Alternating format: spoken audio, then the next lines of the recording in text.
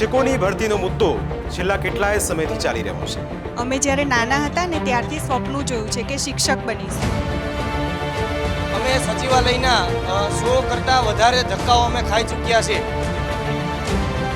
અમે શિક્ષક બનવા માંગીએ છીએ। અમે કોઈ એવા આતંકવાદી નથી, કોઈ અમે એવા ગુના નથી કર્યા। તમારી હરેક વખતે એક જ વાત હોય છે કે ભાઈ भर्ती तो करो सरकार। 2018 के बाद टेट टाट की परीक्षा आरटी में लिखा हुआ कि मतलब हर वर्ष होनी चाहिए। અને કુબેરભાઈ ડિંડોરે મીડિયાના માધ્યમથી જણાવ્યું હતું કે અમે દર 15 જૂને અમે ભરતી કરીએ છીએ। તમારી પાસે શિક્ષણનું ખાતું છે તો શિક્ષણના ખાતામાં પહેલા ઉધાર કરીને બતાવો। હવે સચિવાલયના અધિકારીઓથી લઈ ચપરાસીથી લઈને બધા જ લોકો ઓળખતા થઈ ગયા છે। આંદોલન કરવા પડે છે, રણમાં ઉતરવું પડે છે અને પોતાની હકની માંગણી માટે લડવું પડે છે।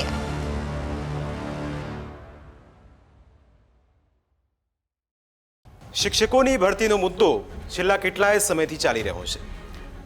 સરકારે એક વચન આપ્યું હતું કે 1 તારીખે એટલે કે 1/9/2024ના દિવસે શિક્ષકોને એક સારા સમાચાર મળશે, પણ તારીખ વીતી ગઈ પણ શિક્ષકોને હજુ પણ રાહ છે એ સારા સમાચારની। શિક્ષકો કહે છે કે અમને જે વાયદો કર્યો હતો એ સરકાર પૂરો કરે, પણ સરકારનો આ વાયદો પૂરો થતો જ નથી અને ફરી એક વખત શિક્ષકો પોતાના આ જ આક્રમક અંદાજ સાથે મેદાનમાં ઉતર્યા છે। તેમની અરજ એટલી જ છે કે ભરતી તો કરો સરકાર, કારણ કે આ ભરતી નહીં થાય તો તેમનું ગુજરાન પણ નહીં ચાલે, કારણ કે છેલ્લા કેટલાય સમયથી તે રોજગારીની રાહમાં છે। અને સવાલ એટલા માટે જ ઊભો થાય છે ને એટલા જ માટે આ સવાલનો જવાબ મેળવવા અને એમના જે સવાલ છે સરકાર સુધી પહોંચાડવા માટે અહીં આ તમામ શિક્ષકો આવ્યા છે અને તેમની સાથે આવ્યા છે વિદ્યાર્થી નેતા યુવરાજસિંહ। આપ તમામનું સ્વાગત છે, પણ સૌથી પહેલા એક શિક્ષકની વેદના અહીં સાંભળીએ, એની અરજ સરકારને કયા પ્રકારની છે એ સમજીએ તો ખ્યાલ આવશે કે મુદ્દો હકીકતમાં છે શું। તેજસ્વી આપણી સાથે જોડાયા છે અને એ પણ છેલ્લા કેટલાય સમયથી એક તકમાં છે કે સરકાર તેમને તક આપે, ભરતી કરે સરકાર તો તેમનું એક જે ઈચ્છા હતી શિક્ષક બનવાની એ પૂરી થાય, પણ શું એ પૂરી થશે?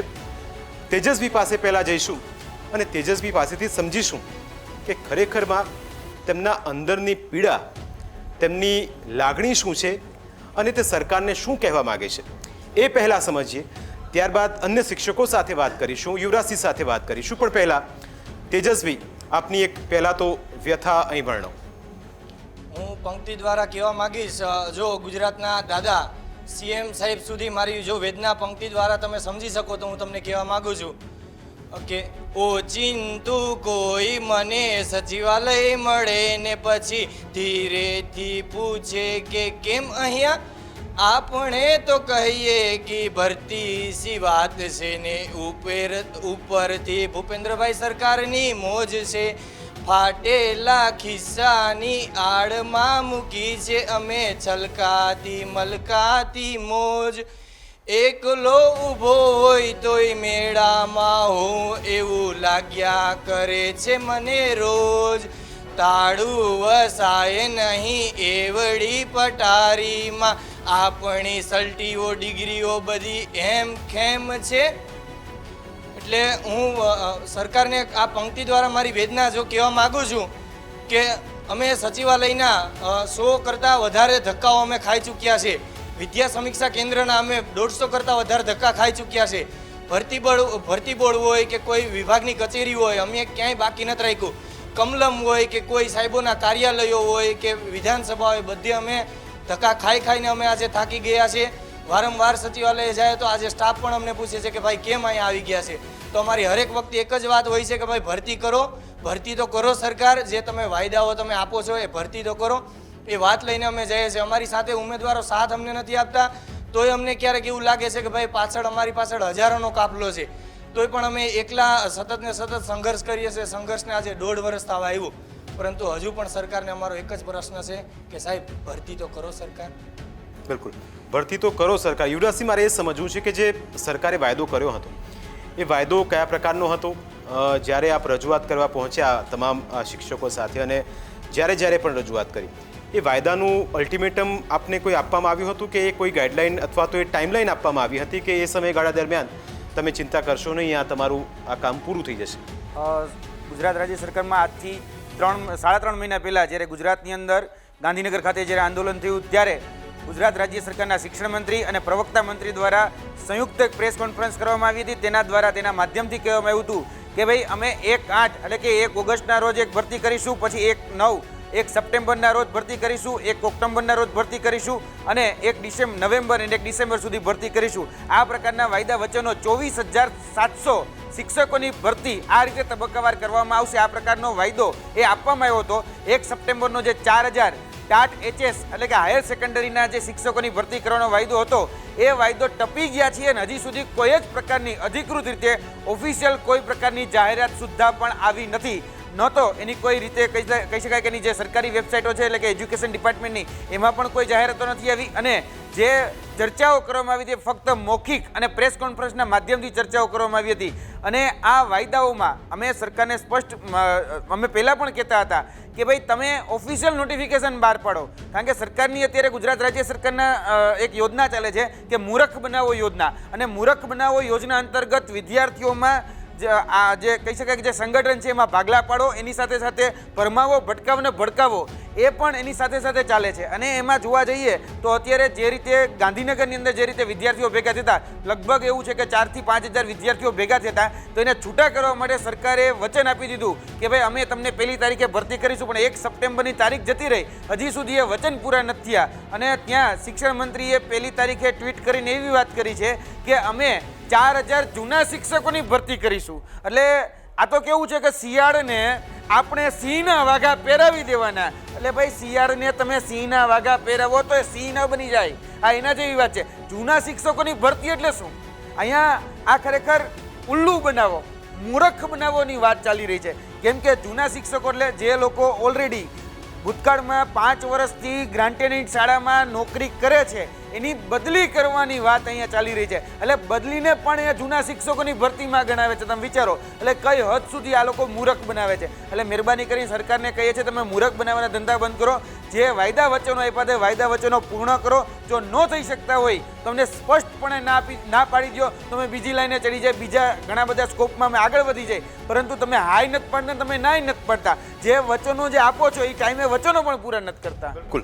આ એક સોશિયલ મીડિયા પર અત્યારે એક શિક્ષકની એક વેદના ચાલે છે અને એમાં એક શિક્ષકે લખ્યું છે કે અમે શિક્ષક રમતા હતા, રમતા રમતા સ્નાતક મળ્યું, સ્નાતકનું મેં બીએડ કર્યું, બીએડે મને ટાટ આપી, ટાટે મેં પાસ કરી, પાસ થયા તો આશા મળી અને ભાઈ શિક્ષક હું બની ગયો. આપને લાગે છે કે આ બધું કરવા છતાં આપને જે જોઈતું હતું એ મળ્યું છે કે પછી એમાંય બધું અધ્ધરતાલ છે? જોવા જઈએ તો અમારી ડિગ્રીઓની વાત કરીએ તો અમારી ડિગ્રીઓ પાસે એટલી બધી ડિગ્રીઓ અમે બનાવી દીધી ને કે ફાઇલની ચેન બંધ કરીએ ને તો ફાઇલ જાડી થઈ ગઈ. હવે સુટકેસ લેવી પડે ને એટલી ડિગ્રીઓ ભેગી કરી છે. BSc હોય, MSc હોય, બીએડ હોય, MAd હોય, આટલું ભણ્યા પછી પણ જ્યારે સરકાર પાસે જ્યારે હકની વાત લેવા જઈએ ને, અમે અમારા હકનો રોટલો માગવા જઈએ છીએ. અમે એની ખુરશી નથી માગતા કે ભાઈ તમે ખુરશી ઉપર ઊભા થઈ જાઓ ને અમે બેસાડી દો. અને દર વખતે અમે જાય છે ને એકને એક માત્ર લોલીપોપ આપવામાં આવે છે કે અમે ટૂંક સમયમાં કરીશું, ટૂંક સમયમાં કરીશું. ટૂંક સમયની કંઈક લિમિટ હોય.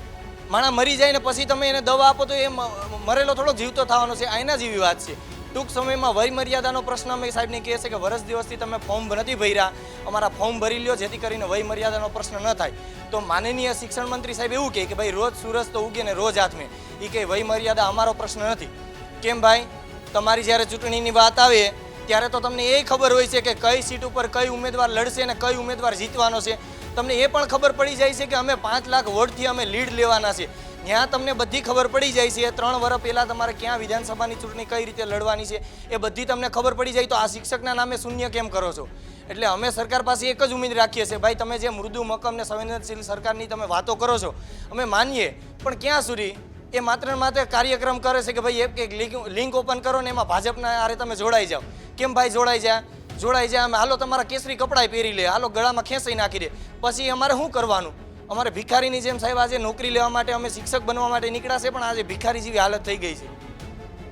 અત્યારે પૈસા ઉછીના લઈને અમારે આંદોલન માટે જવું હોય ને 300 રૂપિયા ટિકિટના તોય ગોતવા પડે. 2 જોડી કપડામાં અમે આંદોલનો પૂરું કરી નાખ્યા. એટલે આ સાહેબને શિક્ષણ મંત્રીને અમે એટલું જ કહેવા માંગીએ કે કમસે કમ તમે જે વાયદાઓ વચન આપો છો એ કમસે કમ પૂરા તો કરો. માની લઈએ કે કંઈક વાયદા વચનમાં તમારે થોડુંક વિલંબ થાય છે તો તમારી પાસે ટ્વિટર છે, તમારી પાસે ન્યૂઝપેપર છે, એમાં ખાલી માત્ર તમે ટ્વીટ કરીને કે જાહેરાત તો તમે કહી દો કે ભાઈ અમે જામનગર પૂરમાં અમે વિમાનમાં બેઠીને અમે જોવા ગયા હતા કેટલા જણા તણાયા અને કેટલાને શું થયું. અમે વડોદરામાં ફૂડ પેકેટ પાણી વહી ગયું પછી અમે દેવા ગયા હતા એટલે અમે કામમાં વ્યસ્ત છીએ. આટલા બધા કામમાં તમે વ્યસ્ત હોય તો કમસે કમ ટ્વીટ કરીને કહી દો. એ લોકો ટ્વીટ પણ નથી કરતા. અમે ચેમ્બરમાં સાહેબને મળવા જાય ને તો અમને સૌની સંકુલ 1ના ગેટેથી જ ના પાડી દેવામાં આવશે ભાઈ ટેટટાટવાળાને અંદર નહીં ઘૂસવા દેવાના. અમે શિક્ષક બનવા માગીએ છીએ. અમે કોઈ એવા આતંકવાદી નથી, કોઈ અમે એવા ગુના નથી કર્યા. તો એટલો પણ અમને હક નથી બનતો અને અમારી વાત સાંભળવા માટે કોઈ તૈયાર નથી. 1/9નો જે વાયદો હતો એ તો પૂર્ણ નથી કર્યો. બીજા એક મિત્ર છે એમને સાથે વાત કરી. જી, मेरा नाम दिलीप सिंह राजपूत, मैं भी टेट पास उम्मीदवार हूँ. अगर गुजरात सरकार की बात की जाए तो गुजरात सरकार को अगर मैं सबकी तरफ से बोलूँ तो छेतरपिंडी कर रही है. छेतरपिंडी का मतलब देखा जाए जब 2018 के बाद टेट टाट की परीक्षा आरटी में लिखा हुआ कि मतलब हर वर्ष होनी चाहिए, हर वर्ष शिक्षक की भर्ती होनी चाहिए, सरकार तो उसको फॉलो नहीं करती है. 2018 के बाद हमारी परीक्षा 2023 में ली गई. परीक्षा लाने के लिए भी हमने बहुत सारे आवेदन और धरना प्रदर्शन किए, तब जाकर हमारी टेट टाट की परीक्षा ली गई. परीक्षा आने के बाद जब रिजल्ट आया तो हमको लगा कि मतलब 6 महीने में नौकरी मिल जाएगी, तो हमारी भर्ती नहीं हुई. सरकार ने क्या किया, प्रवासी का नाम बदलकर ज्ञान सहायक योजना लाए. ज्ञान सहायक जो करार रूपी है, हमने उसका बढ़ चढ़कर विरोध किया, फिर भी सरकार हमारी भर्ती नहीं की. जब 18 जून को हमने बड़ा आंदोलन किया तो सरकार ने प्रेशर में आकर 7,500 पहले 9 से 12 की भर्ती की जाहिरात की और 3 जुलाई को गुजरात के दादा की अध्यक्षता में मीटिंग की गई. उसमें 24,700 शिक्षकों की भर्ती की जाहिरात की गई. तब हमको विश्वास हुआ कि ठीक है, कैलेंडर दिया गया है तो इसके हिसाब से भर्ती आएगी. तो जितने भी मंत्री हैं, अधिकारी हैं, सभी ने ट्वीट किया कि सीएम की अध्यक्षता आयोजित हुई है, इसके हिसाब से भर्ती आएगी. अगर उसके हिसाब से देखा जाए तो 1/8 को आचार्य की भर्ती आने वाली थी, आ गई. जूनियर शिक्षक की भर्ती आने वाली थी, नहीं आई, तो 1 महीने लेट आई. अभी 1 सितंबर को आई. लेकिन उसके साथ साथ में 11-12 की भर्ती आनी चाहिए थी, नहीं आई. तो सरकार से मेरा ये प्रश्न है, अगर जब सीएम खुद ट्वीट करके गुजरात की जनता को बता रहे हैं कि मतलब हमने 24,700 शिक्षकों की भर्ती करने वाले, अगर उसके हिसाब से शिक्षकों की भर्ती नहीं हो रही है तो हम किसके पास जाएं? क्योंकि गुजरात को जो सबसे बड़े व्यक्ति हैं गुजरात के दादाश्री हैं. अब उनके पास हम कैसे अपनी रजूआत लेकर, जब भी हम गांधीनगर जाते हैं तब भी हमको यही जवाब मिलता था, अब तुम्हारा कैलेंडर बन गया है, भर्ती इसी हिसाब से आएगी. अभी तक 11-12 की भर्ती नहीं आई है. क्रमिक भर्ती का फायदा तभी होगा जब सरकार 11-12 की भर्ती, 9-10 की भर्ती, 6 से 8 की भर्ती और 1 से 5 की भर्ती क्रम से करेगी, तभी होगा. अगर सरकार सभी को भरमाएगी, भटकाएगी, लटकाएगी तो गुजरात का जो आने वाला भविष्य धीरे धीरे अंधकार में जा रहा है. अगर आप पूरे गुजरात में देखेंगे ना तो लगभग 1607 ऐसी स्कूल हैं जहाँ पर मात्र 1 कायमी शिक्षक है. और पूरे गुजरात के अंदर लगभग 45,000 शिक्षकों की घट है. नई शिक्षा नीति के हिसाब से देखेंगे तो लगभग 1,50,000 से ज़्यादा शिक्षकों की घट है. तो आप खुद विचार कीजिए, जहाँ पर 1,50,000 शिक्षकों की घट है तो वहाँ का आने वाला भविष्य क्या होगा. तो मैं दोनों हाथ जोड़कर विनती करता हूँ गुजरात के दादाश्री से, अभी भी आपके पास समय है. अगर आप कुछ देरी हुई है, सबसे बड़ा अभाव कहाँ है पता है, कम्युनिकेशन का अभाव है. क्योंकि हमको कोई सही इन्फॉर्मेशन देता नहीं. आप मंत्री जी के पास जाएंगे ना, देखेंगे ना, उससे पहले बोल देंगे थई जैसे, अरे शू थई जैसे. अरे हमारा मुद्दा तो देखो क्या होने वाला है. बोलेंगे चाय पानी पिलाओ, इनको बाहर भेज दो. हम लगभग मंत्री जी के पास 1 साल के अंदर कम से कम 100 से 200 बार जा चुके. अभी तक हमको सही से जवाब नहीं मिला कि आपकी भर्ती इतने दिन में हो जाएगी. हर बार ये जवाब मिलता है प्रोसेस में हो जाएगी, रोस्टर मेकअप मंगाया है, सरकारी जीआर बन रहा है, आ जाएगी, हो जाएगी, आ जाएगी, हो जाएगी. उसके कारण क्या होता है कि 5 साल से एग्जाम नहीं लिए, 1 साल ही हो गया, 6 साल. जब शिक्षक की भर्ती होती है उसके अंदर एज का क्राइटेरिया होता है. टेट 1 के अंदर देखा जाए तो 33 वर्ष है और टेट 2 के अंदर 35 वर्ष है. अगर 6-6, 7-7 वर्षों से हमारी भर्ती नहीं हो रही है, जो उम्मीदवार मात्र सपना देखे मतलब उनको शिक्षक ही बनना है, तो उनका भविष्य क्या होगा. साथ साथ में जो गुजरात का आने वाला भविष्य है, उनको अगर शिक्षक नहीं मिलेंगे तो कैसे पढ़ेंगे. जिनके पास पैसा होगा तो पढ़ लेंगे, लेकिन जो गाँव में रहते हैं वो कैसे पढ़ेंगे. मैं गुजरात की सरकार से, गुजरात के दादाश्री से फिर से दोनों हाथ जोड़कर विनती करता हूँ कि आपने जो कैलेंडर दिया है उसके हिसाब से आप तत्काल भर्ती कीजिए. બિલકુલ. આ એક કાગળ લઈને આવ્યા છે અને કુબેર ડિંડોરનું આ ટ્વીટ છે. આ ટ્વીટ કુબેર ડિંડોરનું છે, જેમણે આ ટ્વીટ કર્યું હતું ને એમાં તેમણે લખ્યું છે કે રાજ્યની સરકારી પ્રાથમિક શાળાઓ, માધ્યમિક અને ઉચ્ચતર માધ્યમિક શાળાઓમાં તેમજ ગ્રાન્ટેડ માધ્યમિક અને ઉચ્ચતર માધ્યમિક શાળાઓમાં આચાર્ય તેમજ શિક્ષકની અંદાજે 24,700 જેટલી જગ્યાઓ પર આગામી સમયમાં ભરતી કરવામાં આવશે. આ ટ્વીટ મને લાગે છે બહુ જૂનું છે, 3 જુલાઈનું ટ્વીટ છે કુબેર ડિંડોરનું, અને હમણાં જ એક ટ્વીટ આવ્યું તો આપણે જે ચર્ચા કરતા હતા એ પ્રમાણે. ટેકનિકલ એવું લાગે છે કે ટેકનિકલ કારણોસર આવું કંઈ થઈ શકે, અથવા તો સરકાર એ પ્રકારે ઈચ્છતી નથી, અથવા તો સરકારનું કંઈક મેનેજમેન્ટ એ પ્રકારનું હોવું જોઈએ જેથી આ ભરતી પ્રક્રિયામાં પ્રોસેસમાં કંઈ તકલીફ પડી રહી છે. ખાસ કરીને સંકલનનો અભાવ બધી જ જગ્યાએ જોવા મળે છે. અધિકારીઓ અને નેતાઓ વચ્ચે જે છે સંકલન થવું જોઈએ એ સંકલન થતું જ નથી. નેતાઓ પોતાની રીતે વાયદાઓ કરી નાખે છે. જ્યારે એક ગ્રાઉન્ડ ઉપર પ્રેશર ક્રિએટ થાય છે ત્યારે નેતાઓ એ પ્રેશરને ધ્યાનમાં રાખી અને જે તે તારીખો આપી દે છે, પણ એ અધિકારીઓ સાથે સંકલન કરતા જ નથી. એને તારીખો આપી દીધી કે અમે 1 ઓગસ્ટે, 1 નવેમ્બરે, 1 ડિસેમ્બરે કે 1 સપ્ટેમ્બરે અમે આ 100 ભરતી કરીશું, પણ એનું ગ્રાઉન્ડ ઉપર જે આપણે કહી શકાય કે મહેકમ હોય, રોસ્ટર હોય કે ખાલી જગ્યાઓ કેટલી છે, એના પરિપ્રેક્ષમાં કયા વિષયોની કેટલી ભરતીઓ આવશે, એના rules and regulation, than after recruitment rules શું હશે, એ પ્રકારની કોઈ જાતની તૈયારી હોતી નથી. એટલે નેતાઓ અને અધિકારીઓ વચ્ચે સંકલનનો બહુ મોટો અભાવ છે. અને નેતાઓ જે છે એ મોટા ભાગે કેવું જોવા મળે છે કે જે રીતે હમણાં જેથી વાત થઈ ને કે તાઇફાઓમાં વ્યસ્ત હોય છે. થોડા દિવસ પહેલાં સદસ્યતા અભિયાનમાં વ્યસ્ત હતા, થોડા દિવસ પહેલાં તો કે ભાઈ પૂર જતું રહ્યું, પછી અહીંયા એ કીટ વિતરણમાં વ્યસ્ત હતા, અને ત્યાંથી પણ એને તો જાકારો જ મળે છે કે ભાઈ રામ રામ, દૂરથી તમને સલામ, હવે અહીંયા ન આવતા મહેરબાની કરીને. એટલે નેતાઓને મોઢું જોવા પણ એ લોકો તૈયાર નથી. કેમ? કારણ કે નેતાઓએ જ્યારે જે પદ ઉપર રહી અને જે ખરેખર કાર્ય કરવાનું હોય એ કાર્ય નથી કર્યું. શિક્ષણ મંત્રીનો વિસ્તાર જે સંતરામપુર, જે આ લુણાવાડાની આજુબાજુનો જે વિસ્તાર છે ત્યાંથી આવે છે, ત્યાં જોવા જઈએ ને તો મહીસાગર જિલ્લામાં આજે 104 શાળાઓ એવી છે જે ફક્ત એક શિક્ષકથી ચાલે છે. અને કુબેરભાઈ ડિંડોર જ્યારે શિક્ષણ મંત્રી બન્યા ને ત્યારે પણ આ જ પરિસ્થિતિ હતી, અને અત્યારે કુબેરભાઈ ડિંડોર આટલા વર્ષથી એ શિક્ષણ મંત્રી છે, છતાં પણ એની પરિસ્થિતિ સુધારી નથી શકાય. એટલે વડોદરા વાસીઓ એવું કહેતા હતા કે ભાઈ તમે તમારા વિસ્તારનો ઉદ્ધાર નથી કરી શકતા તો તમે હવે વડોદરામાં આવીને શું કરો છો ભાઈ? તમારી પાસે શિક્ષણનું ખાતું છે તો શિક્ષણના ખાતામાં પહેલાં ઉદ્ધાર કરીને બતાવો, પણ ત્યાં ઉદ્ધાર નથી થતો. તાઇફાઓ કરવામાં, દેખાડાઓ કરવામાં, ફોટો સેશન કરવામાં અગ્રેસર ગુજરાત, અગ્રેસર શિક્ષણ મંડળ રહે છે. અને શિક્ષક કભી સાધારણ નહીં હોતા, પ્રલય ઓર નિર્માણ ઉસકી ગોદ મેં પલતે. આપણે એવી વાતો કરીએ છીએ, આપણે બીજી પણ વાત કરીએ છીએ કે આપણે વિશ્વગુરુ બનવું છે. હવે ભાઈ આપણે વિશ્વગુરુ બનવું હોય, આપણે ગુરુને જે આપણે ખરેખર આમ કહેવાય ને સિક્યોરિટી નથી આપી શકતા, એ પણ એક ગુજરાતની નરી વાસ્તવિકતા છે. વિશ્વગુરુના બણગા ભૂખતી સરકાર અથવા તો મોટા મોટા જે વાયદાઓ કરવી અથવા તો તાઇફાઓ કરવા એમાં જે વ્યસ્ત રહેતી સરકાર છે. આવતીકાલના દ્રશ્યો તમે જોઈ લેજો. જે સરકાર છે એ પોલીસને આગળ ધરી આ જે યુવાનો જે છે ને એને ઢસડતી હશે. ઢસડવાનું કારણ કે એ પોતાના હકની માંગણી કરવા આવ્યા છે. પછી એને ઘણા એવા મંત્રીઓ છે જે ટ્વીટ કરતા હશે કે બેટી બચાવો, બેટી પઢાવો, મહિલા સશક્તિકરણ, આવી બધી વાતો આવતીકાલે થશે.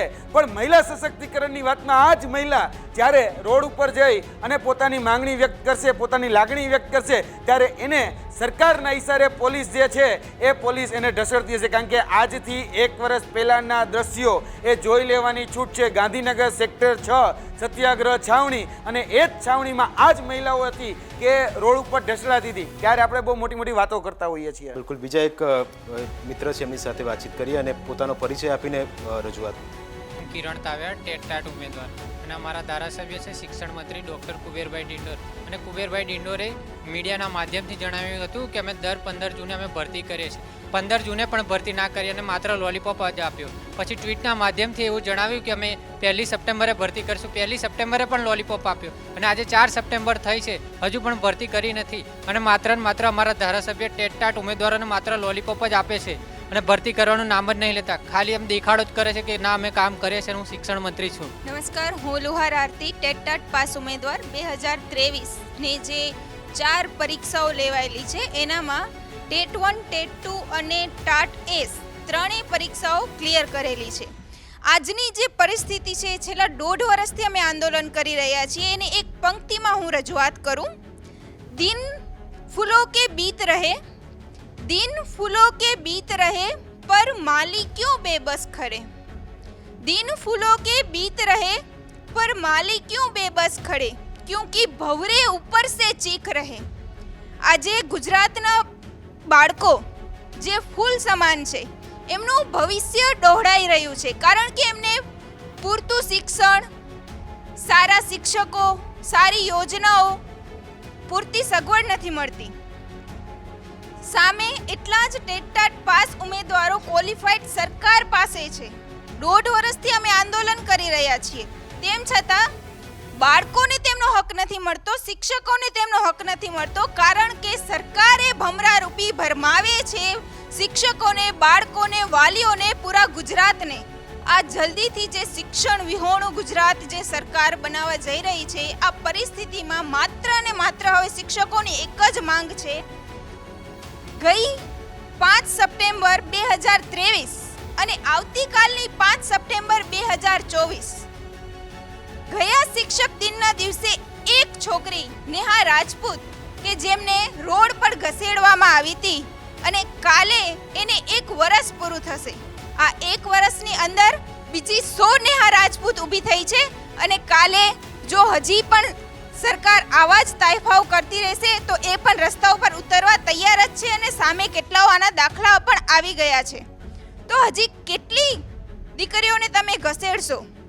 સરકારમાંથી 1 વર્ષમાં પણ જો આ દ્રશ્યો જોઈને એક શેર કી દહાડ કે જે કહી દે કે આ વસ્તુ અમે કરીશું તો કરીને બતાવે એવા એક શાસન અધિકારી જો મળી જાય તો આ શિક્ષણ ખાલી શિક્ષણ ખાતું નહીં, ગુજરાતની જે પણ પ્રશ્નો છે બધા ઉકેલ થઈ જાય.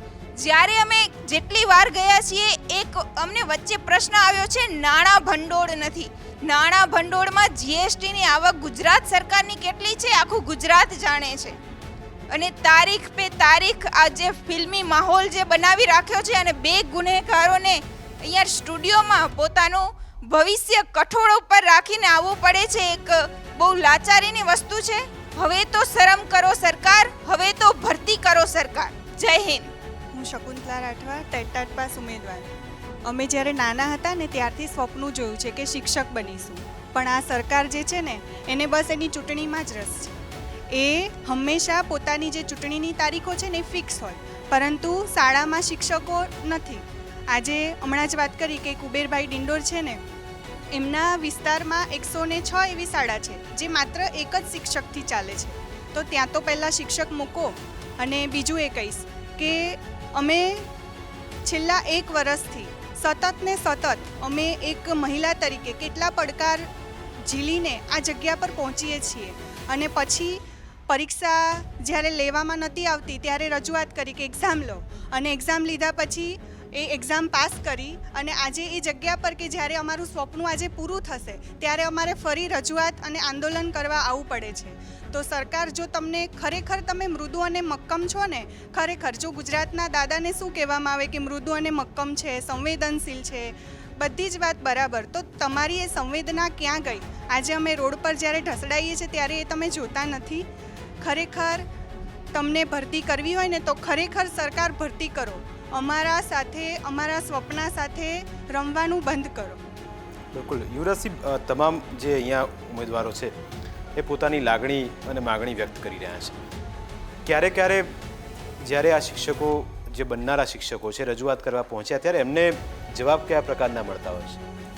જવાબ છે ને એક સરકારી જવાબ છે કે ટૂંક સમયમાં આવી જશે. આ ટૂંક સમયની વ્યાખ્યા હજી સુધી સરકારી ચોપડે છે જ નહીં. આજથી 1 વર્ષ પહેલાં જ્યારે રજૂઆત કરવા જતા ત્યારે એવું કહેવામાં આવતું હતું કે ટૂંક સમયમાં આવી જશે. 5 મહિના પહેલાં પણ રજૂઆત કરવા જતા ત્યારે પણ કહેવામાં આવતું કે ટૂંક સમયમાં આવી જશે, તમે વેબસાઇટ જોતા રહ્યો. અમે સતત વેબસાઇટ જોતા જ રહીએ છીએ. ટૂંક સમયની વ્યાખ્યા શું છે અમે જાણતા જ નથી. અને જ્યારે કોઈ જગ્યાએ ધારો કે આ બધા એવા ઉમેદવારો છે કે સચિવાલયના 100થી વધારે ધક્કાઓ ખાઈ ચૂક્યા છે. હવે સચિવાલયના અધિકારીઓથી લઈ ચપરાસીથી લઈને બધા જ લોકો ઓળખતા થઈ ગયા છે કે ભાઈ આ લોકો આવ્યા એટલે શિક્ષકની કંઈક માંગણી કરવા આવ્યા હશે. એટલે બધા જ લોકો ઓળખતા થઈ ગયા. પણ શિક્ષણ મંત્રી જે ખરેખર જોવા જઈએ ને તો શિક્ષણ મંત્રીના આ લોકોને જવાબ આપવાનો હોય, હવે એને સાંભળવા સુદ્ધાનો સમય એની પાસે રહેતો નથી. એટલે જે રૂટીન પ્રક્રિયાના ભાગરૂપે જે સરકારી જવાબો હોય, સરકારી જવાબો જ હંમેશા મળતા રહ્યા છે. અમને માઇક આપશો એટલે એમની સાથે આપનો પરિચય, આપનું ક્યાંથી આવો છો આપ, અને આપનું ફેમિલી બેકગ્રાઉન્ડ કયા પ્રકારનું છે, કેટલા સમયથી આ નોકરીની રાહ જોઈ રહ્યા છો? હું કચ્છથી આવું છું. 2023માં જ ટેટ પાસ કરેલી છે, ફર્સ્ટ ટ્રાયલ હતું. MSc BEd પ્લસ PTC કરેલું છે. શિક્ષકનું જ બેકગ્રાઉન્ડ છે. મારા પપ્પા રિટાયર ક્લાસ 2 પ્રિન્સિપાલ છે હાઈસ્કૂલના, અને મારા ફેમિલીમાં પણ મારી બેન, મારા કાકા બધા શિક્ષક બેકગ્રાઉન્ડ જ છે. અને એક શિક્ષકમય જે વાતાવરણ કે જે દિલથી સમાજની સેવા કરવા ઈચ્છતા હોય એ જ લાગણીથી આ ફિલ્ડમાં જોડાયેલી છું. નાનપણથી જ એક જ સપનું કે દેશની સેવા કરવી છે.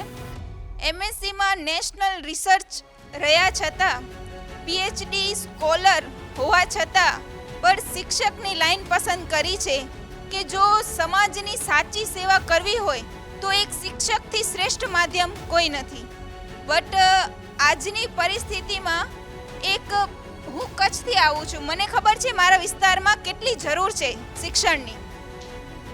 સમાજની, વિસ્તારની, પ્રદેશની સાચા દિલથી સેવા કરવાની ઈચ્છા, ક્ષમતા તમારામાં લાયકાત હોવા છતાં તમને એક નિમણૂક પત્ર સરકાર તરફથી નથી મળતો ત્યારે બહુ ખેવના અને બહુ દુઃખની લાગણી અનુભવાય છે કે અમને એક ટેરરિસ્ટ હોય એવી રીતના આંદોલન કરવા પડે છે, રણમાં ઉતરવું પડે છે અને પોતાની હકની માંગણી માટે લડવું પડે છે. આ દીકરીઓ ભણી તો ગઈ, જે પ્રદેશમાં શિક્ષણનો સ્તર જ બહુ ઊંચો છે કચ્છમાં જોવા જઈએ તો.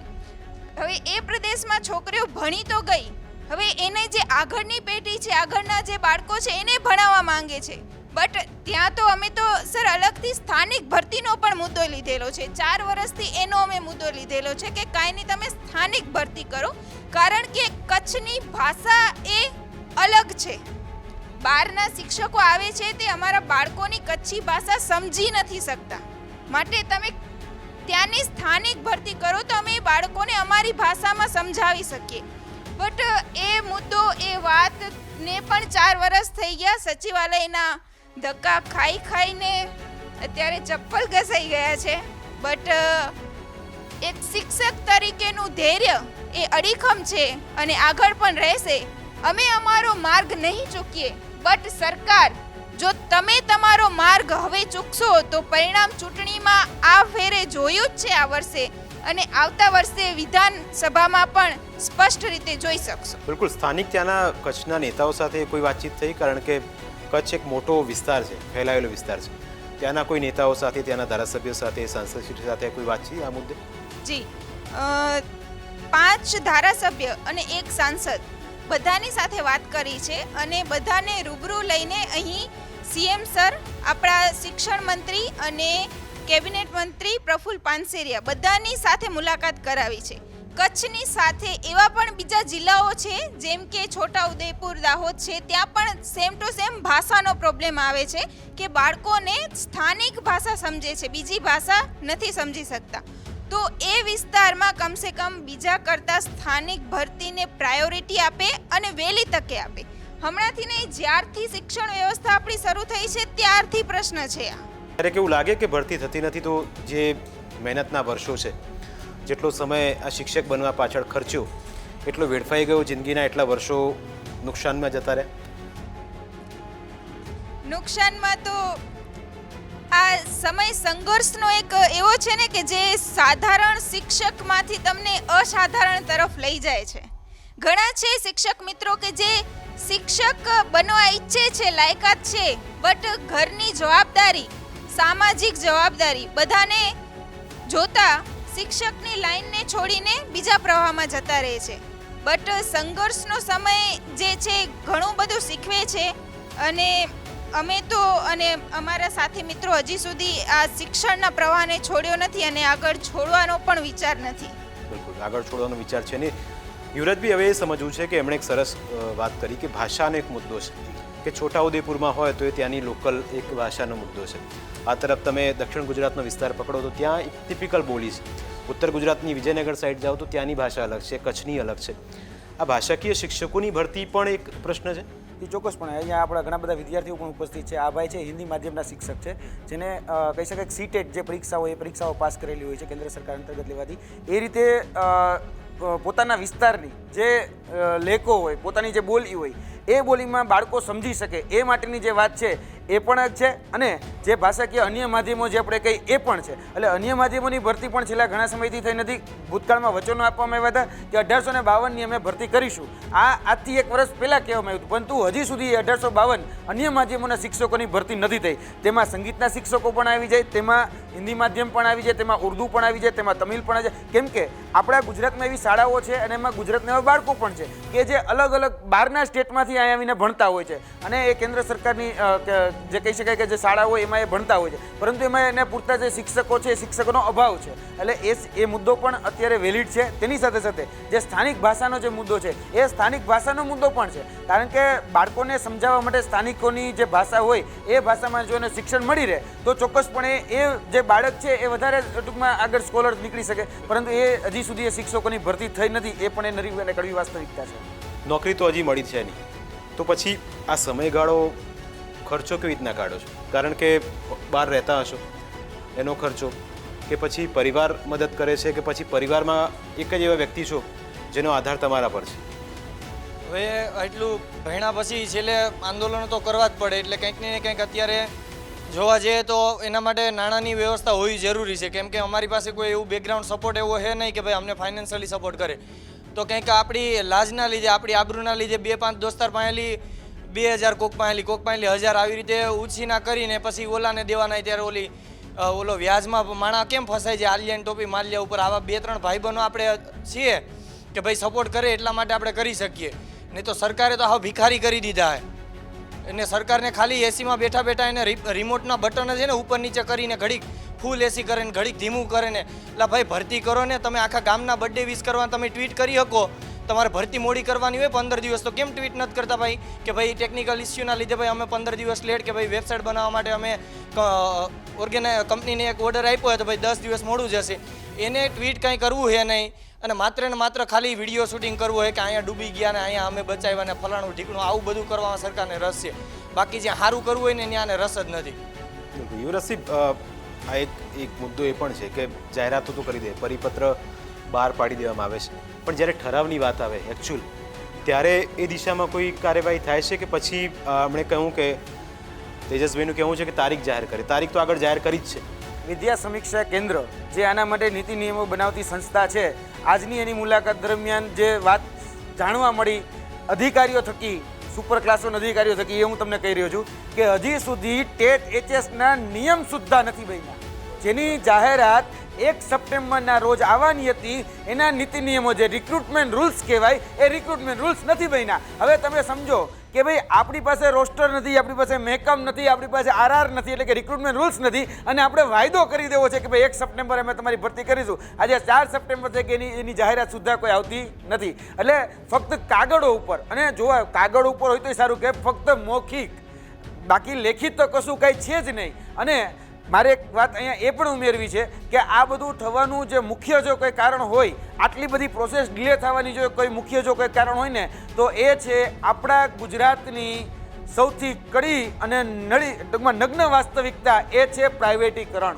શિક્ષણનું પણ અત્યારે તમામ જગ્યાએ પ્રાઇવેટીકરણ કરવાનો એક સુનિયોજિત સિસ્ટમેટિક ક્રાઇમ, જેને આપણે કહી શકીએ સુનિયોજિત કાવતરું ચાલે છે, વેલ ઓર્ગેનાઇઝર ક્રાઇમ ચાલે છે. કેમ કે આપણે બધાય જાણીએ છીએ કે અત્યારે શિક્ષણ વ્યવસ્થા પાછળ જ્ઞાન સહાયક નામના પ્રોજેક્ટ લાવવામાં આવે છે, સ્કૂલ ઓફ એક્સલન્સ હોય, જ્ઞાન સાધના હોય, આવા બધા પ્રોજેક્ટો લાવવામાં આવે છે.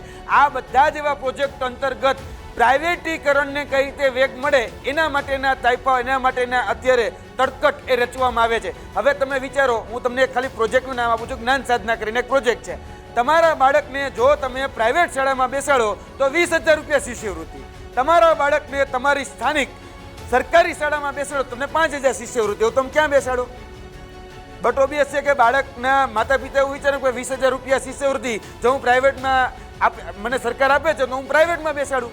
ખરેખર આપણે સરકારીકરણને વેગ નથી આપતા, જે નેશનલાઇઝ આપણે કહીએ છીએ નેશનલાઇઝને વેગ નથી આપતા, આપણે વેગ આપીએ છીએ પ્રાઇવેટીકરણને. પ્રાઇવેટીકરણ જેમ આગળ વધે, અને એ જ રીતે અત્યારે સૌથી વધારે સરકારી શાળાઓ બંધ થતી છે, એની પરિપ્રેક્ષમાં સૌથી વધારે પ્રાઇવેટ જે શાળાઓ છે એ વધારે પડતી ખુલતી જાય છે. આ નરી અને કડવી વાસ્તવિકતા છે. કાયમી શિક્ષકોની ભરતી નથી થતી.